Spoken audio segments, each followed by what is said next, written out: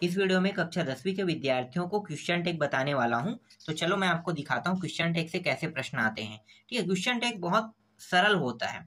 अगर question tag से प्रश्न आएगा तो आपको बनाना कैसे है, तो देखो मैं आपको दिखा देता हूँ। जैसे कि ये क्वेश्चन टैग है, तो पहला प्रश्न क्या है, जूही इज फ्रॉम मुंबई लिखा हुआ है।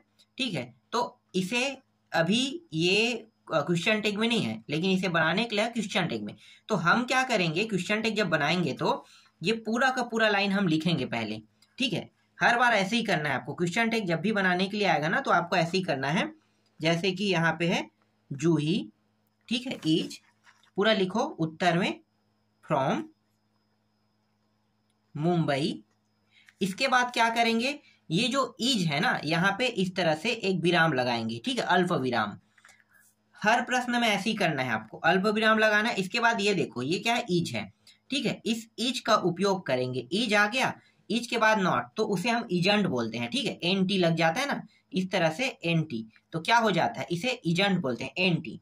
इस प्रकार से लगाने को क्या कहते हैं, इजंट बोलते हैं। ठीक है, तो एन टी इस प्रकार से लगाना है। या फिर ये नहीं लगाओगे तो डायरेक्ट आप क्या लिख सकते हो, इसके जगह में नॉट लिख सकते हो। इजंट मतलब नॉट ही होता है, इज नॉट इस तरह से भी लिख सकते हो। अब जूही क्या है, लड़का है कि लड़की है, लड़की है ना, तो लड़की है, तो यहाँ पे आपको क्या करना है, सी लगा देना और इस तरह से क्वेश्चन टैग करना है। देखो कितना आसान था। ठीक है, ऐसे ही दूसरा प्रश्न को भी बनाएंगे। देखो दूसरा प्रश्न क्या है, we are late from the movie.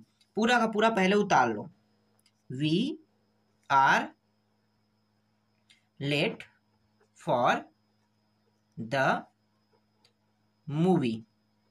ठीक है, यहां भी क्या करेंगे, एक अल्प विराम लगा देंगे। यहाँ पे क्या लगा है, देखो आर।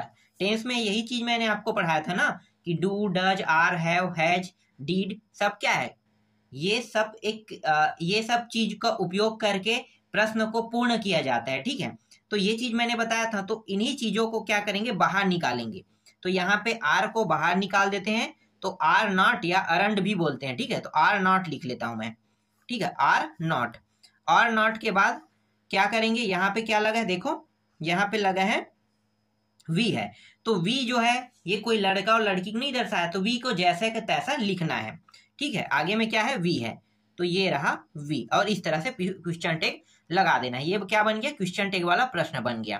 ठीक, इसी तरह से देखो सेम इज नॉट, ठीक है, अ गुड बॉय लिखा हुआ है, तो सेम को लिख लेते हैं। ठीक है, सेम नाम का व्यक्ति है, और इज एन टी, इसे एन टी या नॉट इस तरह से इजंट लिखते हैं इसे। ठीक है, और ये गुड, इसका मतलब है इज नॉट, ये शॉर्टकट में इस तरह से लिखते हैं।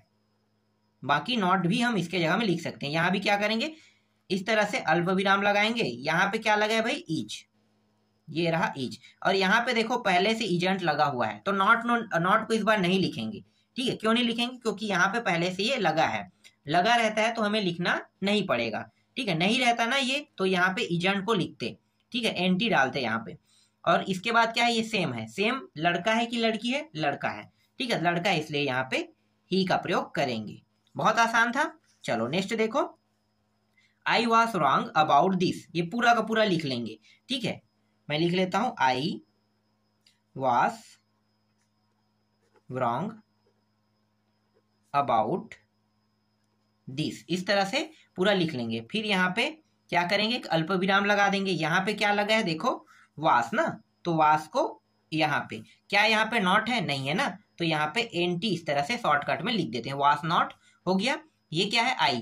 ठीक है, यहाँ पे लड़का लड़की को तो नहीं बताया है, तो डायरेक्ट आई दिया है, तो क्या करेंगे, आई को लिख लेंगे।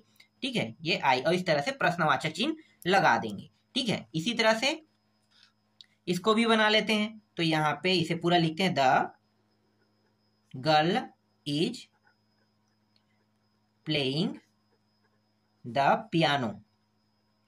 ठीक है, प्लेइंग द पियानो। फिर ये अल्प विराम लगाओ। अल्प विराम लगाने के बाद देखो यहाँ पे क्या लगा है भाई, इज लगा है ना, तो ये हो जाएगा इज, और यहाँ पे नॉट है क्या, नहीं है, तो एन टी इस तरह से इजंट कर दो।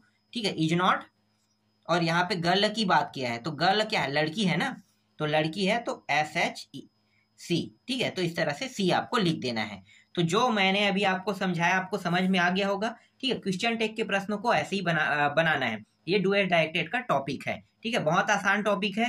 क्वेश्चन टैग से अब प्रश्न आप लोगों का छूटेगा तो नहीं छूटना चाहिए। ठीक है, ऐसे आपको बनाना है।